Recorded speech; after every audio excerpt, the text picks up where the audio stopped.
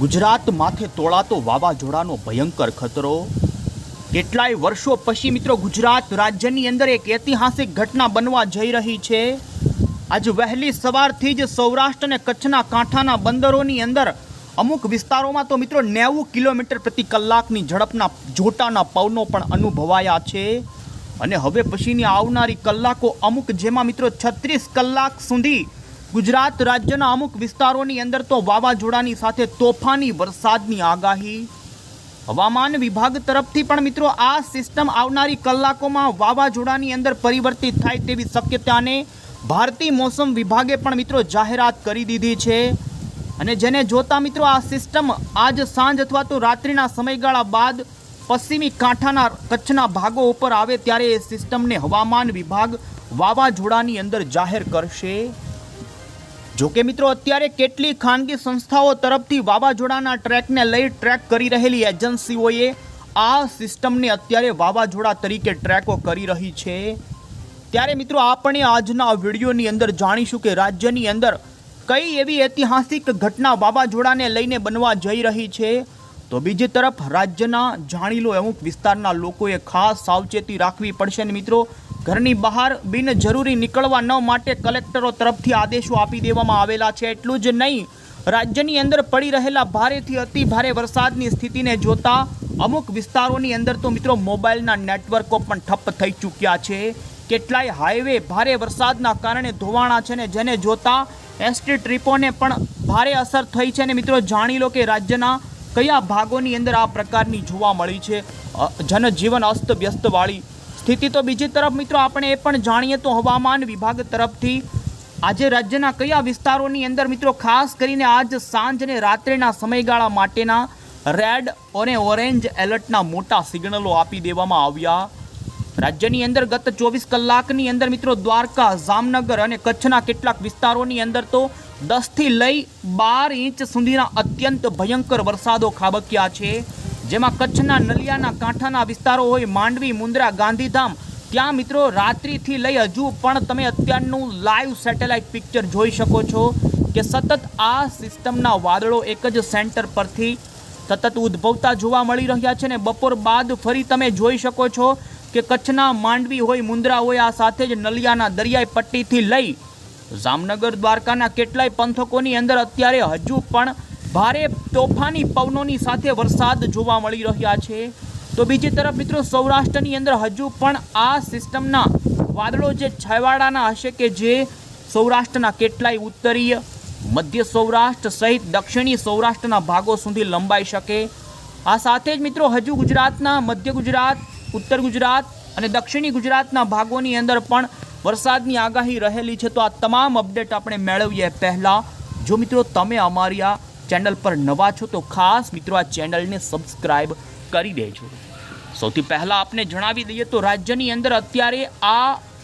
એક ડીપ ડિપ્રેશનથી પણ મિત્રો વાવાઝોડાની લગોલગ સક્રિય બનેલી વરસાદી સિસ્ટમ અત્યારે છેલ્લી 12 કલાકથી મિત્રો ભુજ સેન્ટરથી ઉત્તરીય પશ્ચિમની દિશા તરફ 60 કિલોમીટરે અત્યારે આ સિસ્ટમ જોવા મળી રહી છે। છેલ્લી 12 કલાકથી એક જ જગ્યા ઉપર ભમી રહી છે મિત્રો કારણ કે આ સિસ્ટમને અત્યારે આગળ ધપાવે એવા કોઈ પવનો જોવા નથી મળ્યા। જોકે આ સિસ્ટમ સાંજ બાદ પશ્ચિમની દિશા તરફ આગળ વધવાનું પસંદ કરશે ને જેને જોતા તમે જોઈ શકો છો કે આ સિસ્ટમના કારણે કચ્છના કાંઠાના ભાગોથી લઈ પશ્ચિમી સૌરાષ્ટ્રના જામનગર, દ્વારકા, પોરબંદરના ભાગોની અંદર હવામાન વિભાગ તરફથી મિત્રો મુન્દ્રા હોય કે પછી નલિયા હોય કે કંડલાથી લઈ દ્વારકાના ઓખા બંદરની અંદર તો અત્યારે તોફાન જોવા મળી રહ્યું છે। માછીમારોને પણ પરત બોલાવી લેવામાં આવ્યા છે। દરિયો ન ખેડવાની સૂચનાની સાથે જ મિત્રો 3 નંબરના ભયજનક સિગ્નલો પણ આ વિસ્તારોમાં લગાવી દેવામાં આવ્યા છે। એટલું જ નહીં મિત્રો આજે રાજ્યની અંદર તમે જોઈ શકો છો કે આ સિસ્ટમ જોવા જઈએ તો છેલ્લી 12 કલાકની અંદર માત્ર 3 કિલોમીટર જેટલું અંતર કાપ્યું છે જે નવગણ્ય કહી શકાય ને જેને જોતા સેન્ટર ઉપર સક્રિય સિસ્ટમના કારણે હજુ પણ આગામી મિત્રો 24 થી લઈને 36 કલાક સુધી રાજ્યના જાણીએ કયા ભાગોની અંદર મિત્રો ખાબકશે ભારેથી અતિ ભારે વરસાદ। છો મિત્રો ગુજરાતની અંદર સૌથી વધારે વરસાદની ગતિવિધિ ગત 24 કલાકની અંદર દ્વારકા, જામનગર, પોરબંદર અને કચ્છના કાંઠાના ભાગોમાં જોવા મળી છે। જેની અંદર તમે જોઈ શકો છો તો દ્વારકાના ભાણવડ લાગુના વિસ્તારોમાં 12 ઇંચ, કચ્છના અબડાસામાં 11 ઇંચ, દ્વારકાના કલ્યાણપુરમાં પણ 11 ઇંચ સુધીનો વરસાદ, તો કચ્છના લખપતની અંદર પણ 9 ઇંચ સુધીના વરસાદો અને દ્વારકાના ખંભાળિયામાં 9 ઇંચ, જામનગરના જામજોધપુર લાગુના વિસ્તારોમાં 8.5 ઇંચ અને દેવભૂમિ દ્વારકામાં પણ 8.5 ઇંચ સુધીના વરસાદોની. તો બીજી તરફ મિત્રો રાત્રિથી લઈ વહેલી સવાર દરમિયાન પણ ગુજરાતના એ જ કચ્છના કાંઠાના અને જામનગર દ્વારકાના કેટલાય વિસ્તારોની અંદર સતત વરસાદ, તોફાની પવનો મિત્રો જોવા સાથે મળી રહ્યો છે. અત્યારે સૌરાષ્ટ્રના તમામ કાંઠાના ભાગોની અંદર મિત્રો પવનની ઝડપ ગઈકાલ કરતાં પણ વધેલી જોવા મળી છે, કારણ કે આ સિસ્ટમ હજુ પણ મજબૂત બનશે અને છેલ્લી કેટલી કલાકોથી એક જ જગ્યા ઉપર સક્રિય હોવાના કારણે મિત્રો ભારે મજબૂત પણ બની ચૂકી છે. આ સિસ્ટમના ટ્રેકને લઈને આપને બતાવીએ તો તમે જોઈ શકો છો કે અત્યારે ભુજથી 60 કિલોમીટરની ઉત્તરી પશ્ચિમની દિશા તરફ આ સિસ્ટમ સક્રિય જોવા મળી રહી છે. જે સિસ્ટમ મિત્રો હવે પછી આજ સાંજથી તમે જોઈ શકો છો આ રીતે પશ્ચિમના કચ્છના કાંઠાના લખપત લાગુના વિસ્તારો ઉપર આવશે અને ત્યારે એ સિસ્ટમ મિત્રો વાવાઝોડાની અંદર ઇન્ડિયન મોન્સૂન ડિપાર્ટમેન્ટ જાહેર કરી શકે છે. આવનારી કલાકો જેમાં કે સાંજ અને રાત્રિના સમયગાળા માટે ગુજરાત રાજ્યની અંદર કચ્છના અને સૌરાષ્ટ્રના તમામ ભાગોની અંદર અત્યંત ભારે વરસાદ ખાબકવાના રેડ એલર્ટ પણ આપી દેવામાં આવેલા છે.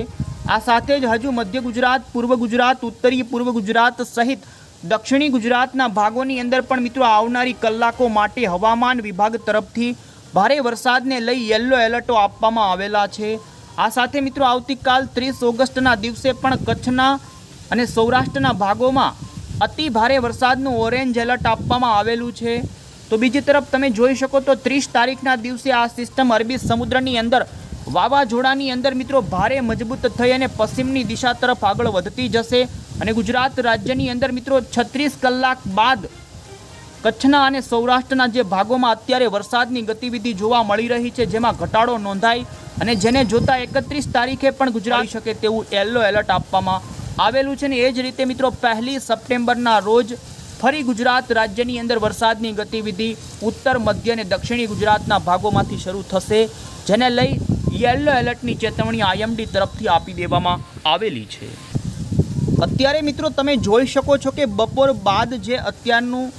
જોવા જઈએ સેટેલાઇટ જેની અંદર સૌથી વધારે આ સિસ્ટમની અસર પવનોની ઝડપની વાત કરવામાં આવે તો મિત્રો અમુક વિસ્તારોની અંદર તો 90 કિલોમીટરની પ્રતિ કલાકના ઝડપના પવનો જોટાના અનુભવાયા છે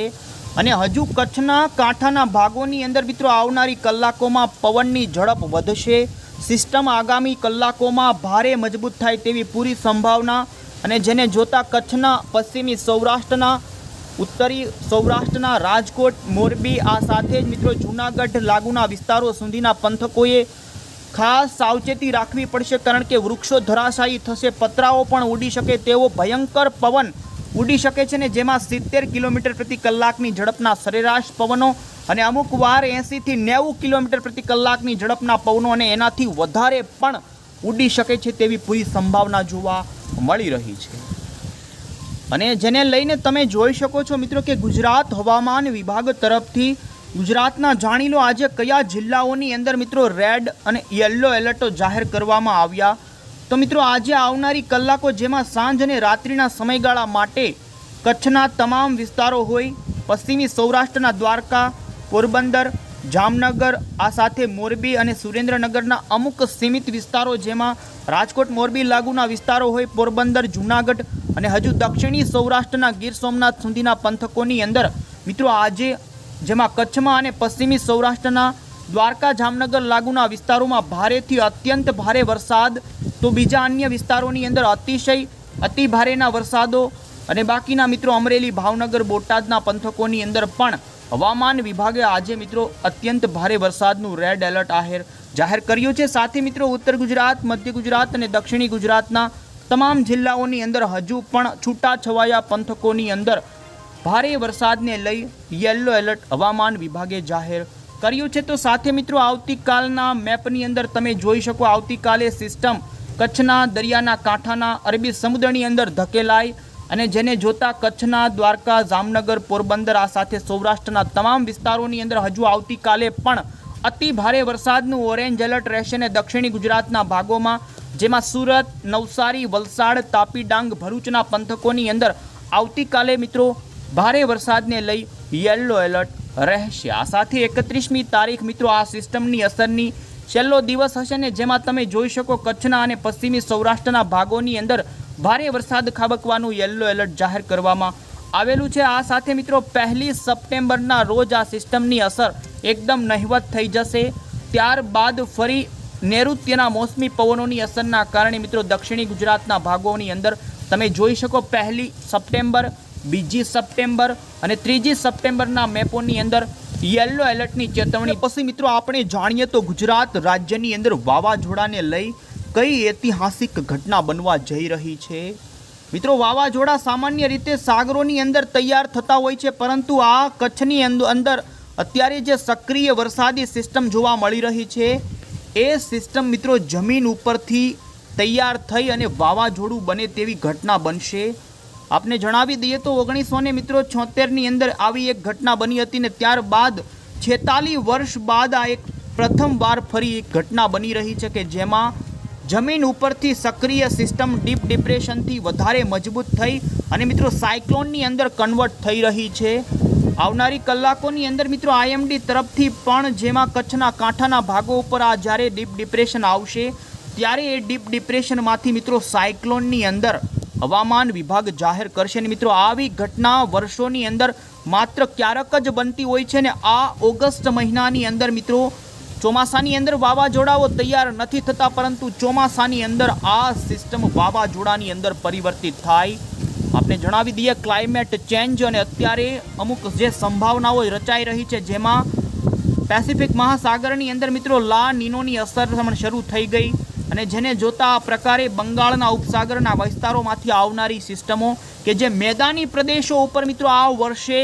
ભારે મજબૂતો બની છે। આ અગાઉ પણ બંગાળની ખાડીમાંથી જે સિસ્ટમ આવી હતી જે મિત્રો મધ્યપ્રદેશ ઉપર પણ ડીપ ડિપ્રેશન સુધી મજબૂત બની હતી, એ સિસ્ટમ પણ વાવાઝોડાની અંદર પરિવર્તિત થવા માટે મિત્રો માત્ર એક સ્ટેપ બાકી હતી ને હવે પછી બીજી જે સિસ્ટમ આવી છે જે સિસ્ટમ મિત્રો વર્ષો બાદ 46 વર્ષ બાદ આવી ઘટના ઘટી રહી છે ને જે મિત્રો એક વાવાઝોડાની અંદર પરિવર્તિત થશે ને જેને જોતા તમે મિત્રો હવે આપણે જાણી લઈએ તો આવનારી કલાકોની અંદર ગુજરાતના કયા ભાગોની અંદર તોફાની પવનો ઉડશે। જોકે અત્યારે જ રાજ્યના સૌરાષ્ટ્રના કાંઠાથી લઈ ભાવનગર, અમરેલી, ગીર સોમનાથથી લઈ જૂનાગઢથી જામનગર, પોરબંદરથી લઈ કચ્છના કાંઠાના ભાગોમાં ભયંકર પવનો અત્યારે ફૂંકાતા જોવા મળી રહ્યા છે। જોકે આપને જણાવી દઈએ આ સિસ્ટમની સૌથી વધારે અસર અત્યારે કચ્છના અને પશ્ચિમી સૌરાષ્ટ્રના દ્વારકા, જામનગર, પોરબંદરના વિસ્તારો સુધી વધારે જોવા મળી રહી છે। સૌરાષ્ટ્રના અન્ય વિસ્તારોની અંદર વરસાદની ગતિવિધિમાં ઘટાડો થયો છે, પરંતુ પવનની ગતિ વધી રહી છે ને તમે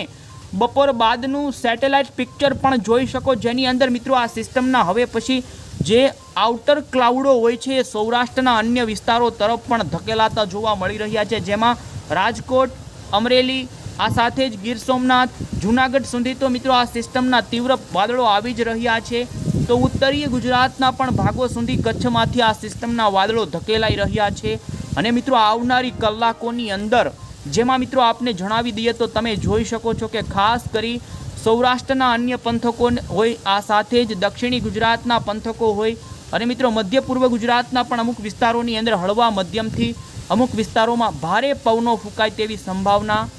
વધારે પડતી વરસાદની શક્યતા મિત્રો દ્વારકા લાગુના, જામનગર લાગુના કચ્છની અંદર આજે આવનારી 12 થી 24 કલાક ભારેથી તીવ્ર અતિ ભારે કહી શકાય ને જેમાં કચ્છના બંદરો જેમાં નલિયા હોય, મુન્દ્રા હોય, માંડવી હોય, ગાંધીધામ સુધીના દરિયાઈ પટ્ટીથી લઈ લખપત લાગુના વિસ્તારોના આ કાંઠાના ભાગોમાં રીતસરનું મિત્રો મેઘ તાંડવ તોફાની વરસાદો ખાબકશે।